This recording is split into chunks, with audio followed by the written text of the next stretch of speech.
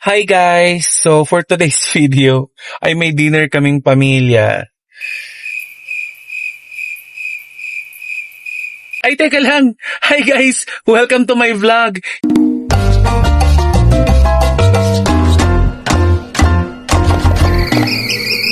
Hindi ko na lamang sasabihin ko kasi guys, tignan nyo. Pinapalitan yung gulong ko kasi flat. Hindi ko alam kung anong meron pero butas yata yung gulong ko. So, gastos na naman. Anyway, yan talagang buhay. Parte yan ng pagkakaroon ng sasakyan. Dito lang ako sa loob habang pinapalitan yung gulong ko. And I guess tapos na. Kasi inaayos na ni Kuya yung jack.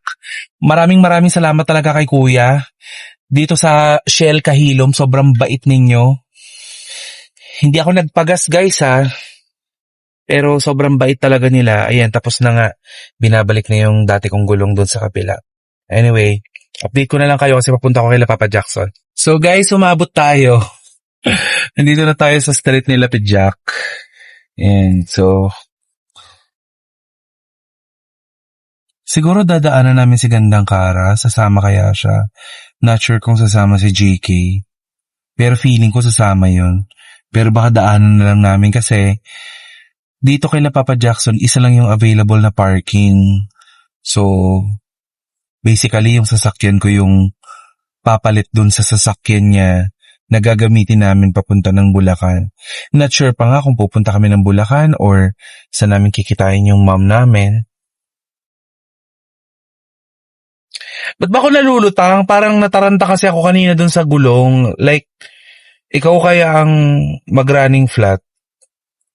Tapos siguro mga nasa kalahating kilometro na yung running flat ko. Good thing, dito pa lang nalaman ko na flat yung gulong ko. Kasi kung nagkataon at nagbagyo ako, fudge! That might cause an accident. Galing talaga ni Lord. Thank you Lord, ikaw talaga. Tao, tae. Ay, hindi. Niiwas mo ako sa mga hindi nakakabuti sa aking pagkatao na minsan pagkatae din. Ay, hindi. Thank you, Lord. Wow! Ang ganda naman ng sasakyan. Nakita ko yung uluhan ng sasakyan. Ang ganda. May bagong sasakyan si Padjak. Ito yung GAC yata. Amazing. Bago kaya yan? Kanya na kaya yan? O tinitest drive lang niya? Not sure. Pero mamaya malalaman natin. Siyempre magkikwento din naman yan. Guys, I love you all. Wow. Tito Maro mo eh. Ayaba. Ayaba na sasakyan. Yakin ito. Feeling ko bibili mo na to. Feeling din nila. Feeling din na nagpahiram. Feeling din ng JAC Motors. Pero maganda na to Ang GAC Motors, sila ang co-manufacturer ng Toyota sa China. Talaga? So, proven and tested ang kanilang technology. So, matagal na ako sa GAC. Ibang Astara na sila ngayon. Hindi ko lang Astara, iba na yata ngayon. Hindi na yata Astara, sorry pa kamali ako. Pero Ligato Motors pa sila. Katay-up ko na sila. Kaya nga nakakuha ko ng kotse, di ba, sa Energy FM. Ay, oo nga. Yung nakapangalan sa'yo? Oo, nakapangalan sa akin. Nakapangalan sa akin yung kasi ako nag-exteel na. Pero paano yon? Ala.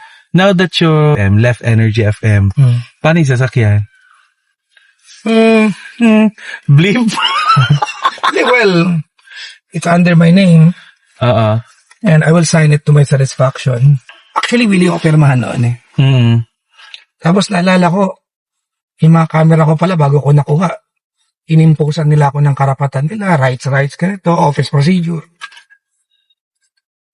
If I'm not mistaken, yung Potrax dati, yung nanghiram tayo ng yes. Potrax dati. Procedure. Pero nung nanghihiram yung estasyon, on my name, walang procedure. Kasi kaibigan lang yung, kumbaga, face value kasi nakisama tayo na maayos sa mga tao. So, di ba, I mean, to their satisfaction, I did not take it against them, naintindihan. Masama loob ko, nilak nga nila yung office ko noon eh. Nag-resign ako as manager, gamit ko na sa loob, nilakan nila ako ng opisina. So, noong time na yun, masama loob ko, pero nag-gets ko kasi, call nyo yan eh, dahil, sila management. Kumbaga, pangalan nyo yung opisina na yan. So, siguro, hindi rin masama na, call mo din. in my own accord, dahil masama na rin yung loob ko, di, pangalan ko yung kotse. Ganun yun.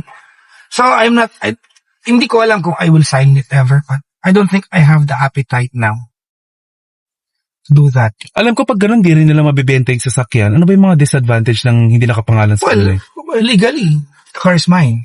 Legally. Diba?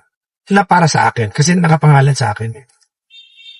But during that time, Originally, anong plano sa sasakyan na yun? Anong gamit nun? yung sasakyan, well, alam nyo naman, lahat naman kayo na under ko nun. Lahat naman kayo noong panahon na yun, alam nyo naman na everything is, di ba? Everything was for the office. Yes. Everything that I did, kaya yan, lalim nga na sa Manila ko kasi lahat para sa opisina. Lahat. No exemption. I wake up and go to bed having the office in my heart. Kaya yung sa Manila ko ngayon, somebody told me may anger daw ako sa puso. I don't have anger in my heart. I have resentment. Yeah. Magkaiba yun. I have resentment in my heart. Sana, kaya lang, yun talaga ako magtrabaho. Well, anyways, going back to the car. Kasi parang, the last time that I had an email with them is that they said na, may talent fee pa kasi ako doon eh. Na parang hindi ko makukuha yung TF ko if I don't sign the deed of sale ng kotse. So parang I don't believe that you can hold my talent fee hostage. Di ba bawal yun? Well, prerogative nila yan. So nire-respeto ko yan. So kung ayaw nyo ibigay yung TF ko pag hindi ko pinirmahan yung kotse, at call nyo yun, di ayaw ko din pirmahan yung kotse kasi call ko din naman. Diba? Kasi pangalan ko yung kotse na yun. Patigasan na lang gana. Oh, well, I'm sad that it has to come down to this. Nalulungkot ako sa part na yan. It's a transaction. It's a transaction that that would have been between me and the HR sana. So, I was hoping na nakita ko yung HR sa kasal ni Neil. I was hoping for okay naman kami. Ngitian ako. So, hindi ako tinignan eh. So, yes. sabi ko parang, Sige, pinanood. I thought on a personal level, we were supposed to be, on an understanding basis na everything, work lang naman. So, personal setting yun eh, kasal ni Neil. So, I didn't get, kahit na lang, we call that niceties. Alam mo niceties? Yes. We call that niceties. You meet someone in the mall, dati mong kaawa, you nod. That's called niceties. Small gestures of being nice. So, I waited for that. So, Tsaka di ba merong ganun yung pag, kahit na anong galit nyo sa isa't isa pag nagkatinginan kayo, burado lahat kapag nagkangiti. Niceties means magplastikan. Oo, magplastikan man lang. So, hindi ko naramdaman na may ganun. So, parang, that made me sad. So, parang sabi ko, okay, the car is no longer my problem. It's your problem na. So, as we sit today, technically, the car is mine. Oh my gosh. Kasi by paper sa akin naman siya. Pero just in case, halimbawa lang may nangyari sa akin, wag naman sana. Halimbawa, nanakaw, mga ganon. So with the modern technology ngayon, halimbawa, it gets involved with enough. Wag naman sana. Kasi Wag naman sana. Wag ayoko mangyari yun Diba? Tatawagan ako kasi akin yung pangalan. Pero with the modern technology. Do you think gagawin nila? Hindi, pulis ang tatawag sa'yo. Oh. Kasi, pero with the technology ngayon, matatrace mo kasi nagdadrive. Diba? So, sad lang that it has to come down to this. Of course, it's really sad. Malungkot yung part na yun. But, diba? There's a line that I like the most. It's called, that's that. Ay, nako. Linya namin ni Klong Klong yan. That's that. Yun na yun? Yan na yun. Yan na yun. Wala tayong magagawa. Yan na yan, sir. That's that. Sabi ng iba, it is what it is. Mm. That's that. Yun na yan. Nakakalungkot. Nalulungkot ako. Kasi Isang factor pa lang yun, ah. I was so ready to. Madami pa. I was ready to sign it away kasi. Diba? Anyways, balik mo man ang mundo, it was on paper na. Mm-mm. I didn't want all of this to happen. I didn't want all of it. Ikaw, you want this to happen. ikaw pa, mas malamang pa na gusto mo to. Ako, none of this I wanted to happen. But then again, there comes a point in time wherein poprotektahan mo yung peace mo eh. Parang, teka, sobrang na yata to. Mm-mm. But then again, on the other hand, para maging fair ako, alam mo yung kabuuan nito, lalabas naman to sa sa vlog ni Cara. So, ano lang sa'yo? Tip of the iceberg. Yes. And may interview tayo. May paparating tayong interview. Ano to, tawag nito? There comes a point in time where you have to protect your own peace. Diba na, you look at the entire dynamics of how things are going on, and then you say, worth it pa ba to? So, noong time na yung question pa lahat yun, worth it pa ba to? Yung energy na inaano mo, na ina-exert mo. And all the while, ang sagot ko doon ay, worth it naman. Love mo eh. Mm-hmm. Diba? Baka hindi nila naramdaman ganong kuminal yung. Tsaka yung pagmamahal ko, hindi yung nang sip-sip ako, nang plastic ako. Totoong may vision. Mm-hmm. Totoong may vision. It was moving for, at merong tangible result. Hindi yung kinuwento ko lang, walang hindi, may result, may mahahawak kang resulta. Mm-hmm. But, I think to own up to some mistake, I think I was not the easiest to work with. Mm-mm. Oo naman. I was not the easiest person to work with. Kasi nga, siguro alibay na lang to, excuse na lang. But creative people are like that. Mm-mm. Diba? Creative people are, sometimes we go to that creative zone wherein non-creative people will not understand na you are not just being stiff or hindi ka stiff. Kumbaga, you are just in the creative zone. Oo. Na hindi ka pwede maistorbo, hindi pwede salingin yung moment na yun because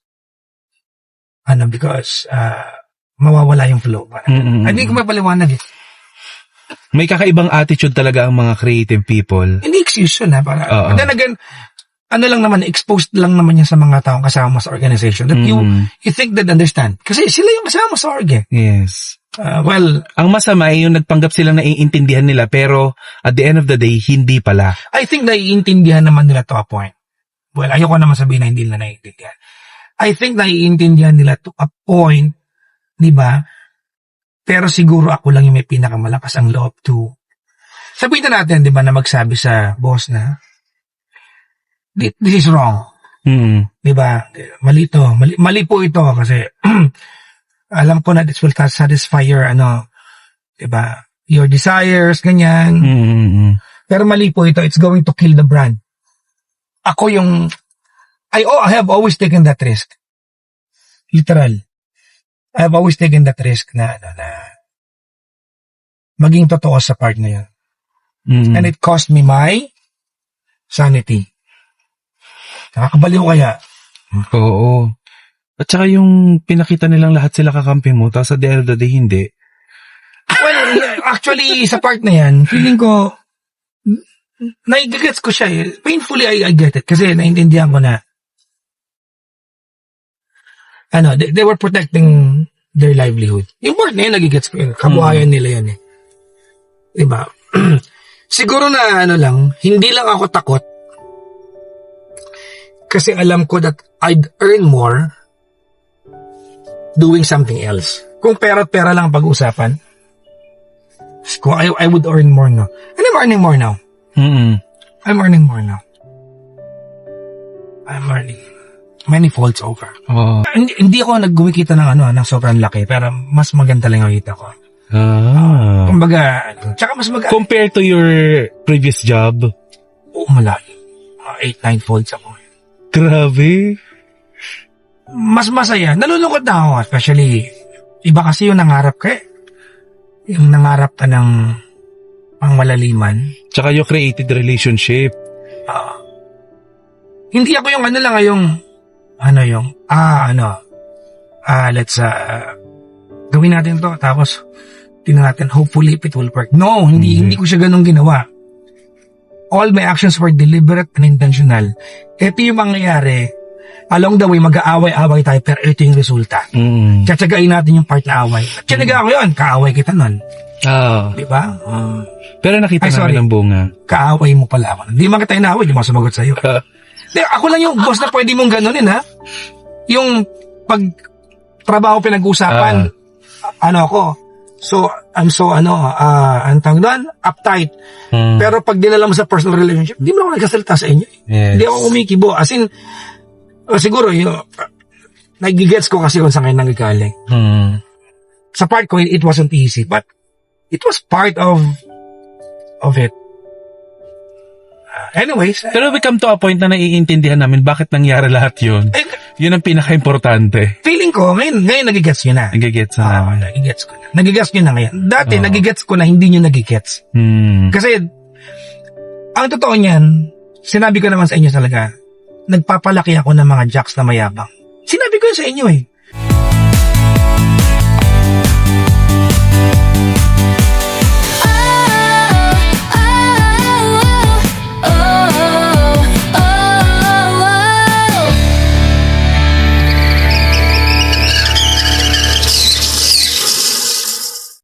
And if at some point, along the way, magamit nyo sa akin yung angas nyo na yan, tatanggapin ko yan.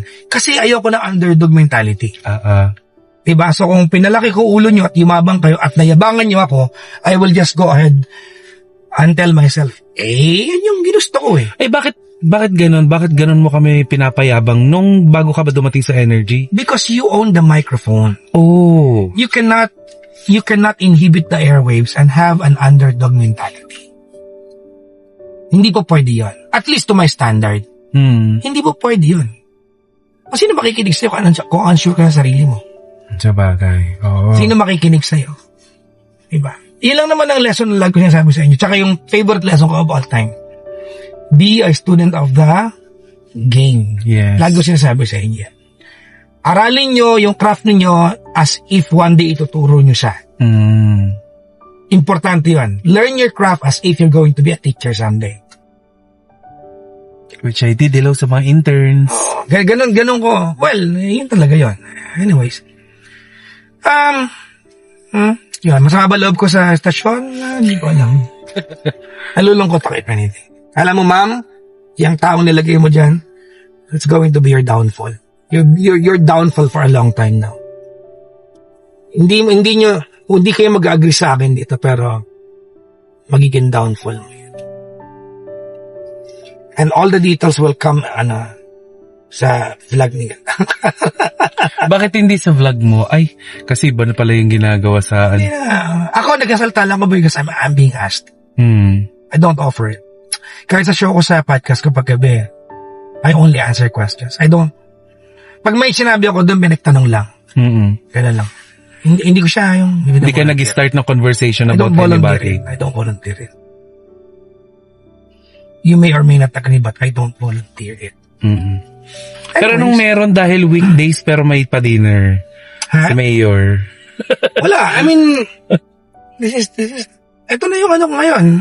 I mean, New normal mo. Afford na ng time ko. Oo, dati hindi. Afford na ng time ko. I woke up today. Diba? Ano yan, si Yuri, pamangkin natin. Hi, Yuri. Papasyal ko siya bukas eh. Saan? Saan?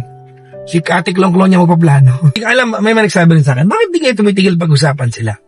Well, this will go on for a very long time. Kasi yung sama ng loob, malalim. Malalim, talagang sobrang lalim. Sobrang lalim ng sama ng loob. Hindi galit. It's not anger. It's far from anger. Diba? Kaya nga, lagi lang sinasabi, ba't hindi kayo makamove on? Ganyan. Hindi madali. Sa kahit sa ang angulo naming tignan yung paggising namin sa umaga, nararamdaman namin na ay, dapat pala part pa rin kami niyan kung hindi nangyari tong lahat ng to. Ganun. Nalulukot ako yan, di ba? Look at it now. number 16 na. Hindi ko alam kung may latest. No? But between the numbers of 14 to 16, nandun na yung station. I left it at number 6. Pero dati kapag number 16 na, natataranta na ba kayo? Bilang nasa management ka dati?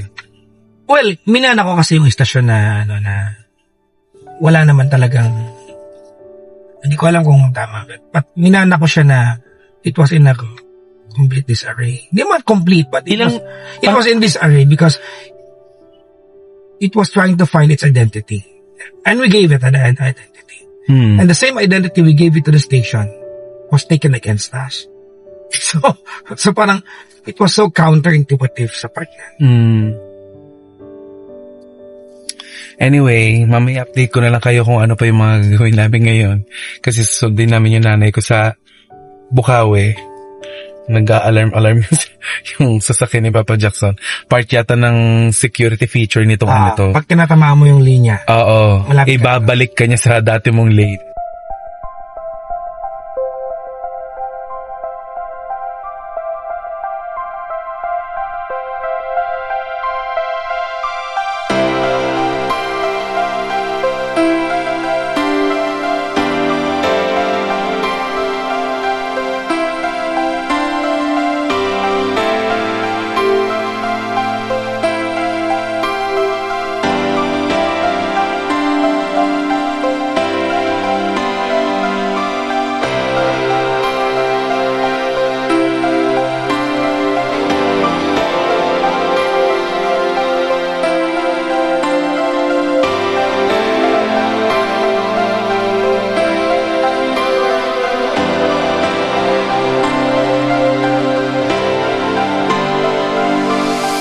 Mom! Oh, bless! Ay!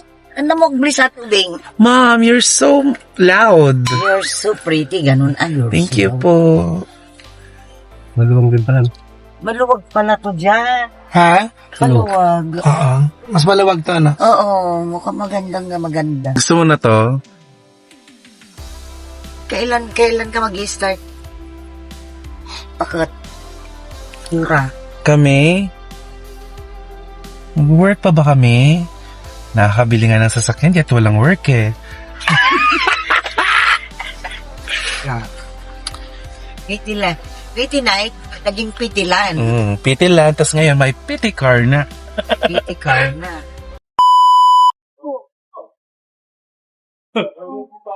Take over kayo. Hi, Bob. Hi. Sa amin naman na yung mic. Mic ba? Hindi ko alam. Ngayon na papasok na kami.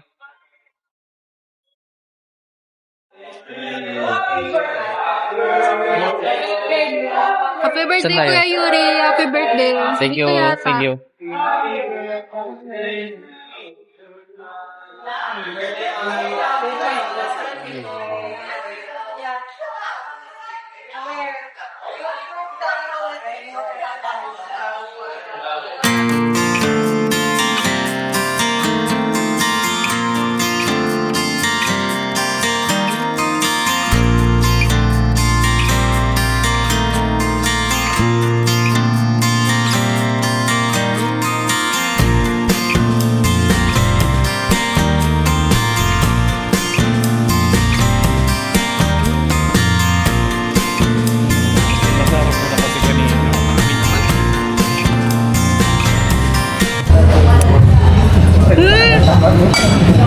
Sobra ka na. Ha? Hindi ko mapalo si mami dito kanila.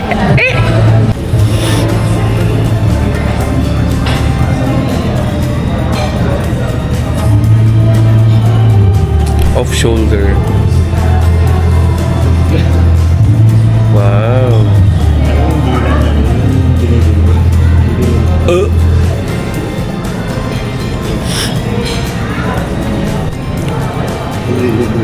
Yan ang masarap. Oh, ba? Yan ang masarap. Oh, ang sarap. Yummy. Bababoom. Oh. Boog. Kumbaga sa iyo mo, asukal lahat. Visit ka talaga. Visit. Wag magsasalita. Bawal magsalita. Okay, ito na ang ending ng ating vlog. Masyado na mahaba tong vlog ko. So, yun lang. Sobrang iksi lang ng vlog ko. Ayan. Ayan, with our family members. Dinner, simple dinner with my family. Ayan, oh. Alam mo gawin na? With my family, my brothers. Ayan. My mother, how do you brush your teeth? Ganun. And don't forget to like and subscribe to my YouTube channel. And please hit the notification bell upang nang sa ganon ay updated ka sa lahat pa ng ganap sa aking YouTube channel. Yun lang. Bye!